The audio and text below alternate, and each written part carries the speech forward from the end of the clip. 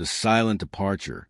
The Galactic Assembly Hall stretched across 3 kilometers of polished obsidian floor. Its ceiling disappeared into artificial clouds that generated their own lightning for dramatic effect.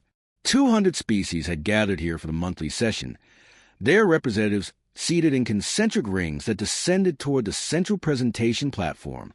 The architecture was designed to inspire awe and humility in those who stood at the center. Dr. Sarah Chun felt neither as she waited for her turn to speak. She was 52 years old, with silver streaks in her black hair and eyes that had seen too many things go wrong. She carried a data tablet containing research that had taken humanity 15 years to complete. Behind her stood her team, Marcus Webb, the immunologist who had sacrificed his marriage to this project, Dr. Yuki Tanaka, who had contracted the void plague herself during field research and barely survived, and James Okonkwo, the statistician who had tracked every outbreak across 40 star systems. They had come to present a cure, a complete, tested, verified cure for the void plague that had killed billions across the galaxy over the past century. Human scientists had done what the greatest minds of 200 species could not. The moderator, a floating crystalline entity named Shomara, announced their presentation with minimal enthusiasm. The human delegation requests time to present findings on the void plague epidemic. Sarah walked to the center platform. Holographic displays activated around her, showing molecular structures and treatment protocols. She spoke clearly and without unnecessary drama. The void plague operates by disrupting cellular communication at the quantum level. We have developed a treatment using modified quantum entanglement particles that restore cellular function. The cure has been tested on 47 different species, with 98% success rate.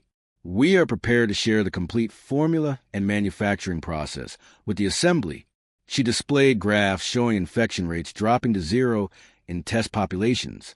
She showed time-lapse imagery of plague victims recovering within days. She presented manufacturing specifications that would allow any moderately advanced facility to produce the cure. The assembly members watched with varying degrees of interest. Some appeared engaged. Most seemed bored. A few were clearly doing other work on personal devices. Elder Vexthor rose from his position in the highest ring. He was a leader of the Korthani, a species that had mastered space travel when humans were still discovering fire.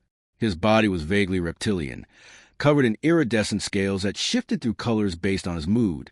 Right now they showed deep purple, the Korthani color of condescension. "This is impressive work for such a young species," he said. His voice resonated through translation devices in a way that made everything sound like a lecture. "However, we must exercise caution. Humanity has been part of this assembly for merely 80 years. Your understanding of galactic biology is necessarily limited. We should have our own scientists verify these findings before any wide-scale implementation." Sarah had expected this. She had heard variations of it for 30 years. Humanity's every contribution to the galaxy had been met with the same response. Impressive for such a young species, but let the adults handle it from here. Our research has been independently verified by the Telraxian Science Institute and the Novari Medical Collective, she said calmly. Both institutions confirmed our findings. The cure works. People are dying while we debate credentials. Vexthor's scales shifted to orange, indicating irritation. Young species are often impatient. Proper scientific process cannot be rushed. We will establish a committee to review your work. This should take no more than 6 to 8 months. In the audience, Ambassador Kellen of the Telraxian stood up. His species resembled Earth's octopi, but had evolved to breathe air. His skin flushed with patterns that indicated distress. "Elder Vexthor, my people have already verified the human research. The cure is genuine. 6 months means another 4 billion deaths by conservative estimates." Vexthor waved a dismissive hand. The Telraxians have always been too easily impressed by novelty. This assembly has maintained order in the galaxy for 10,000 years by following proper procedure. We will not abandon wisdom for expediency. Sarah looked at her team. Marcus's jaw was tight with anger.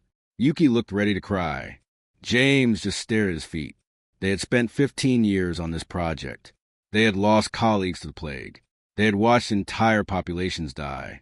And now they were being told to wait because humanity was too young to be trusted. She thought about the last 80 years. Humanity had joined the Galactic Assembly with such hope. They had sent their best and brightest to serve. Human doctors had worked in clinics on 1,000 worlds. Human engineers had maintained systems that other species considered beneath them. Human teachers had educated alien children in remote settlements. Human soldiers had died defending colonies that were not their own, and in return humanity had received polite condescension. Every achievement was qualified with surprise that humans had managed it. Every contribution was accepted but never acknowledged as equal to the work of older species. Humans were permitted to serve, but never to lead. They were allowed to help, but never to be heard. Sarah made a decision that she had been avoiding for 3 decades. She closed her data tablet and looked directly at Elder Vexthor. "We understand," she said quietly. "Thank you for your time." She turned and walked toward the exit. Her team followed without a word. Behind them, the assembly continued with other business. Within 5 minutes, most of the representatives had forgotten humans had been there at all. In the corridor outside, Marcus finally spoke. "That's it? We're just leaving?" Sarah kept walking. "Yes," she said. "We're leaving. Not just the hall." She added, "All of us. Everywhere." The message went out through encrypted human channels within the hour. It was not a formal order from any government. It was simply information, shared quietly between people who had all experienced the same thing. The humans had tried. They had given everything they had, and it had not been enough. It would never be enough. The galaxy did not want humanity as equals. It wanted humanity as servants who knew their place. So humanity would leave, not with protests or demands or dramatic speeches. They would simply stop being there. On the medical station orbiting Quintara Prime, Dr. Rajesh Mehta read the message during his lunch break. He had spent 22 years treating Keeneran citizens for diseases their own doctors had given up on. He finished his shift, filed his resignation with a single sentence, and boarded a transport home. On the trading hub at Nexus 7, Commander Lisa Torres oversaw the security forces that kept the peace between 12 different species who hated each other. She had prevented 4 wars in the last decade alone through careful diplomacy and strategic deployment. She read the message, completed her final report, and left her office with her personal belongings in a single bag. On the agri-world of Verdantia, thousands of human technicians maintained the automated farming systems that fed 17 star systems. The systems were ancient and temperamental, requiring constant adjustment and repair. The technicians synchronized their departure, leaving detailed maintenance logs and polite goodbye notes. In the deep space between stars, human cargo ships began routing back toward Earth. In military outposts, human soldiers requested immediate transfers home. In universities, human professors submitted resignations. In every corner of the galaxy where humans have been quietly making things work, they stopped. The departures were so quiet and so coordinated that most species did not notice at first. Humans had always worked in the background. They had never demanded attention. They had simply done what needed to be done, and then gone home at the end of the day. Now they were going home permanently, and the galaxy was slow to realize what was happening. Elder Vexthor learned about it 3 days later. His aide, a nervous Corthani named Plex, brought him the reports during a routine briefing. "The humans are leaving," Plex said, his scales showing yellow for confusion. "All of them. From every world, every station, every outpost. They have all requested immediate transfer to Earth." Vexthor's scales rippled through several colors before settling on green for dismissal. "So the young species is having a tantrum. Let them sulk. They will return when they have matured." "But, sir," Plex continued, "there are over 40 million humans serving in assembly space. If they all leave simultaneously, there could be operational disruptions. The galaxy managed perfectly well before humans arrived 80 years ago," Vexthor said. "It will manage perfectly well after they leave. We do not need them." Plex wanted to argue but knew better. He had worked closely with human personnel for years. He had seen firsthand how much they actually did, all the small essential tasks that kept complex systems functioning. But Elder Vexthor had made up his mind, And once Corthani Elder decided something, changing their opinion was nearly impossible. The first real problems began appearing 2 weeks later. On Quintara Prime, emergency rooms started experiencing critical supply shortages. The human doctors had been managing the inventory systems, quietly ordering supplies before they ran out. The Keenteran doctors had never paid attention to such mundane details. Now they found themselves with full waiting rooms and empty supply closets. At Nexus 7, the fragile peace between the trading species collapsed within days. The first fistfight broke out in a cargo bay dispute. Within a week, 3 species had declared trade embargoes against each other. The conflicts that Commander Torres had been preventing through careful mediation erupted all at once. On Verdantia, the automated farming systems began to fail. Error messages appeared on control panels that no one had looked at in decades. The ancient machinery started producing crops with nutrient deficiencies. Within a month, the first reports of food shortages reached the assembly, and at the medical research facility where Sarah Chun had worked for 15 years, the void plague suddenly had no one fighting it. The cure existed in database files, but without the human team to oversee manufacturing and distribution, it remained theoretical. Infection rates began climbing again. The Galactic Assembly held an emergency session 4 weeks after the humans left. Representatives stood in their rings and blamed each other for various crises. The medical systems were failing. The infrastructure was breaking down. Trade routes were dissolving into conflict. And everywhere, people were asking the same question. Where were the humans who used to handle these things? Elder Vextor stood at his position in the highest ring, his scales cycling through colors too rapidly to interpret. He had spent 10,000 years believing in Corthani's superiority. He had spent his entire life certain that younger species needed guidance and patience and time to mature. Now he was watching a civilization crumble, and he could not deny the obvious truth. The humans had not been servants who needed supervision. They had been the ones holding everything together. And now they were gone. The reckoning and return. 3 months after the last human transport departed from assembly space, Elder Vextor stood in his private chambers and watched his world die. The window overlooked the capital city of Corthana, a metropolis that had stood for 8,000 years. Now its lights flickered like dying stars. Power failures rolled through districts in waves. Emergency sirens wailed constantly in the distance. His personal aide Plex entered without the usual formalities. The young Corthani's scales were pale gray, the color of despair. The medical centers are overwhelmed, Plex reported. The void plague has reached the inner districts. We have lost containment completely. The death toll this week alone exceeds 2 million. Vextor said nothing. What could he say? The human cure existed in their databases, but none of their scientists could replicate the manufacturing process. The formulas were complete, the specifications were detailed, but something was missing. Some insight or intuition that human researchers possessed and Corthani scientists did not. The power grid report is worse. Plex continued. Without the human maintenance crews, the quantum generators are destabilizing. We have engineers trying to compensate, but they do not understand the adjustments that were being made. 3 generators have already failed completely. If we lose 2 more, the entire planetary grid will collapse. Vextor's scales shifted to black, the Corthani color of mourning. He had done this.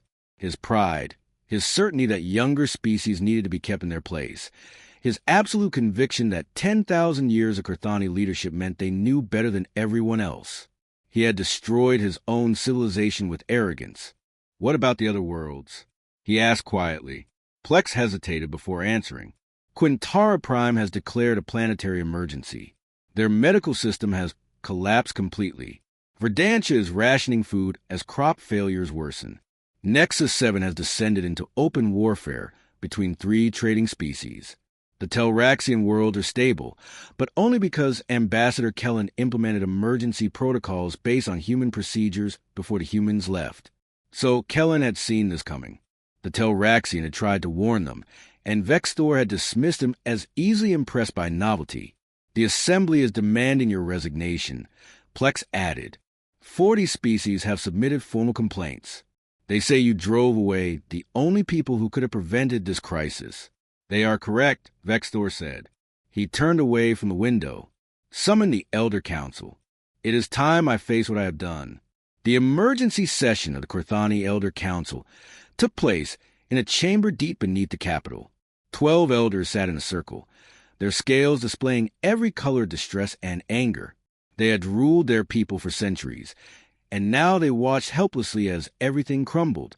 Elder Vexthor began Elder Shultera. You have brought catastrophe upon us. Your treatment of the humans was not merely disrespectful. It was suicidal.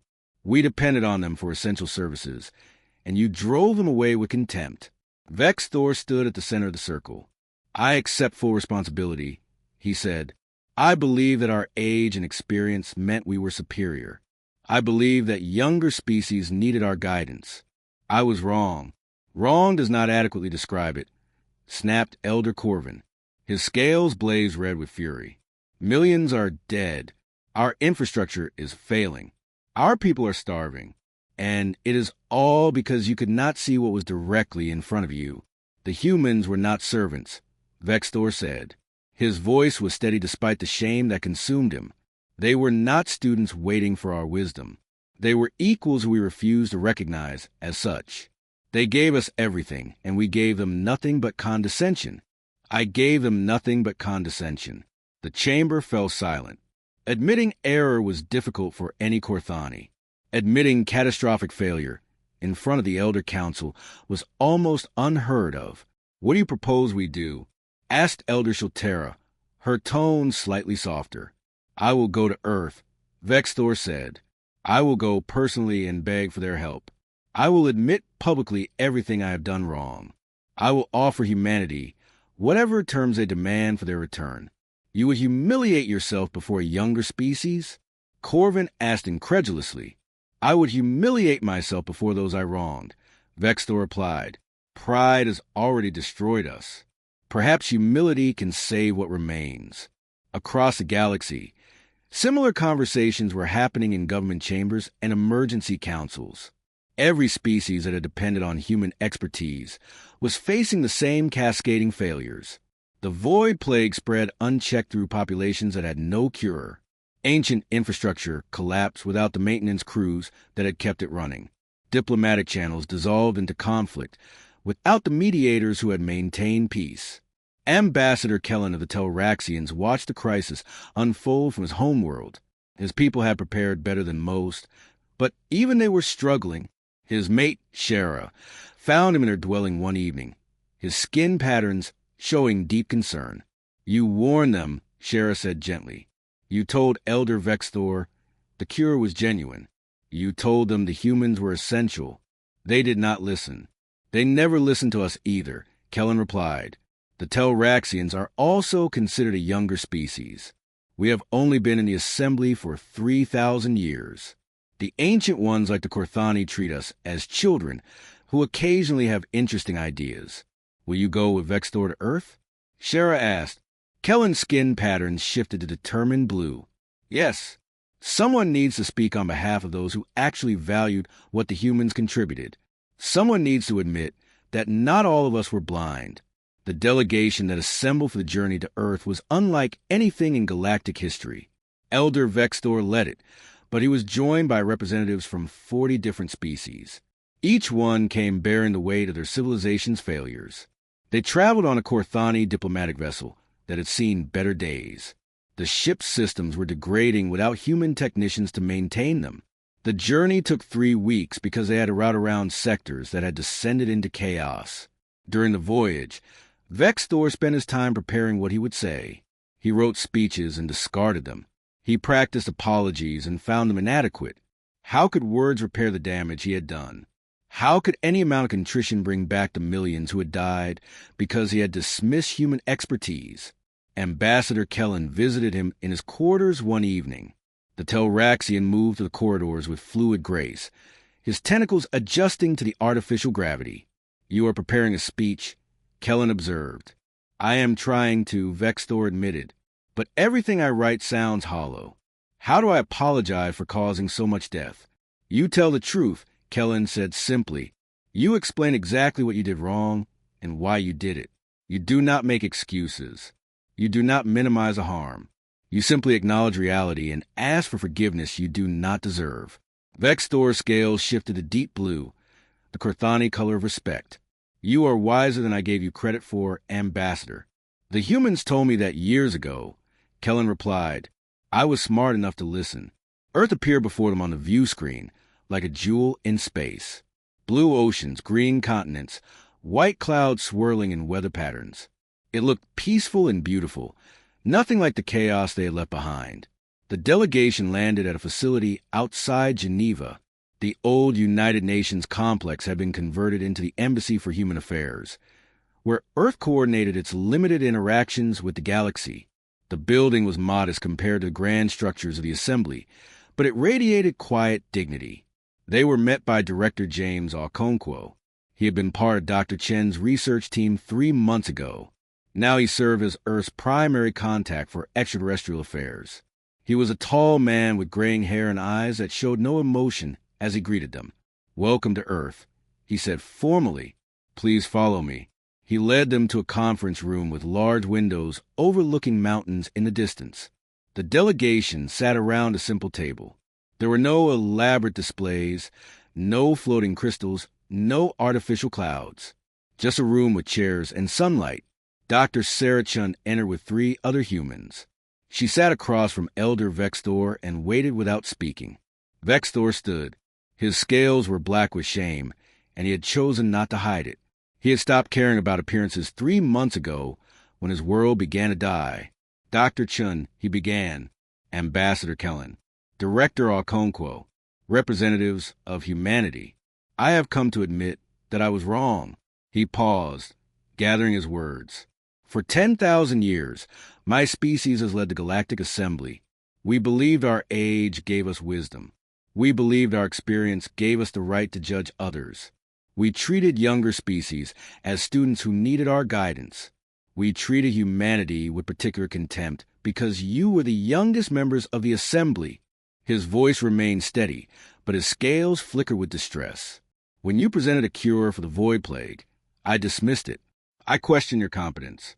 I demanded verification and delay while people died.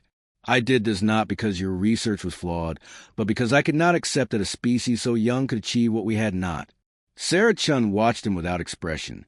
Behind her, Marcus Webb and Yuki Tanaka sat equally silent. When you left, Vextor continued, I convinced myself it was a tantrum. I told others you would return when you matured. I refused to see the truth that everyone else could see. Humanity was not serving the galaxy because you were young and eager to learn. You were serving the galaxy because you were the ones who actually knew how to do the work. He looked around the room at the other delegates.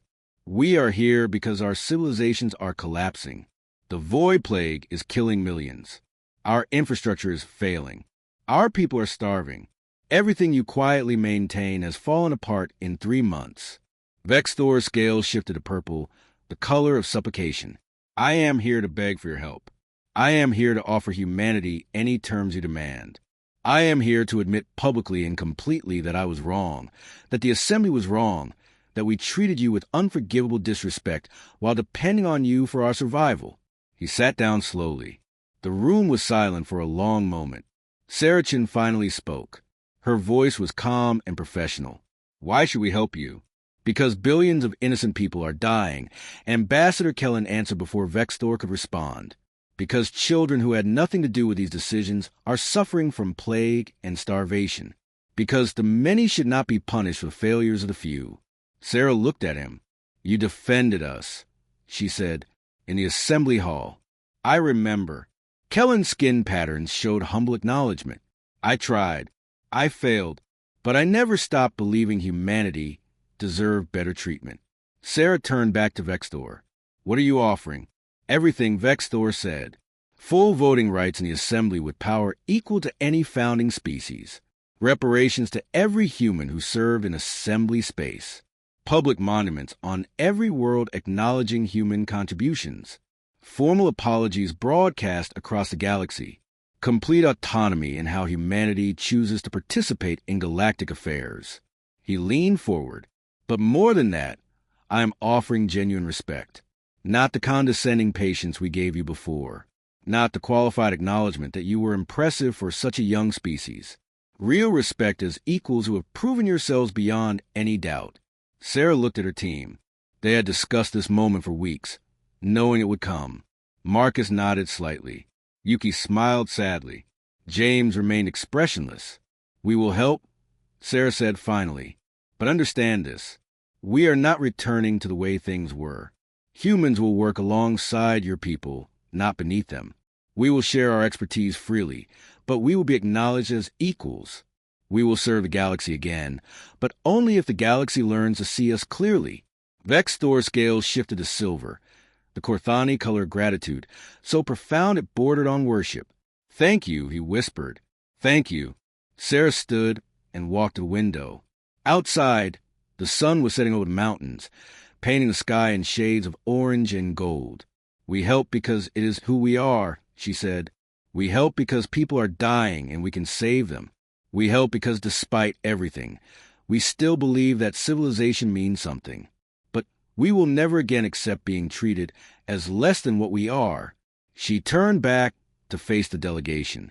We are humanity. We are young. Yes. We are inexperienced in galactic timescales. Yes. But we are also capable, intelligent, and deserving of respect. If you can accept that, then we will return. If you cannot, then we stay home, and you face your crisis alone. Every delegate stood in acknowledgement. Even Elder Vex Thor, who had not bowed to another being in 1,000 years, lowered his head in genuine respect. The agreement was signed that evening. Within a week, human ships began returning to assembly space. Doctors, engineers, mediators, and teachers went back to their posts, not as servants but as recognized equals. The void plague cure was manufactured and distributed under human supervision. Infrastructure repairs began with human expertise leading the efforts. Diplomatic channels reopened with human mediators facilitating dialogue. The galaxy began to heal, but it would never be the same. The crisis had revealed a truth that could not be ignored. Civilization was not built by age or experience alone. It was built by the willingness to work, to help, to serve without demanding constant recognition. Humanity had shown the galaxy what true strength looked like. It was not dominance or superiority. It was the quiet dignity of doing what needed to be done, even when others failed to see the value. And now, finally, the galaxy had learned to look.